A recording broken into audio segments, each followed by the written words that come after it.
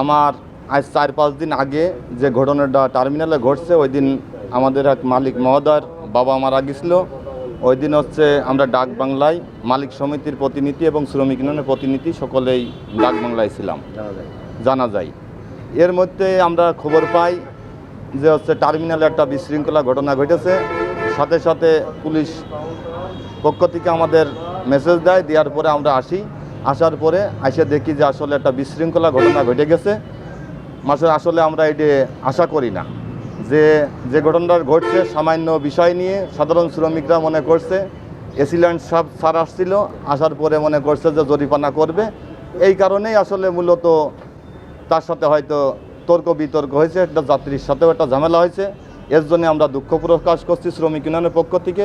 এবং যেসব শ্রমিকরা এই ঘটনা ঘটছে সিসিটিভির এবং আমরা সংবাদ মাধ্যমে যারা দেখেছি তাদের এই 10-15 জনের আমরা টার্মিনালে আপাতত শ্রমিক ইউনিয়নের পদ্ধতিতে যেটা নিয়ম আছে সেই নিয়মে আমরা অনির্দিষ্টকালের জন্যই ওদের বহিষ্কার করেছি। এবং আমরা জেলা প্রশাসক স্যারের সাথে আমরা 2-1 দিনের ভিতরেই জেলা প্রশাসক স্যারের সাথে কথা বলবো মালিক সমিতি শ্রমিক ইউনিয়নের পক্ষ থেকে।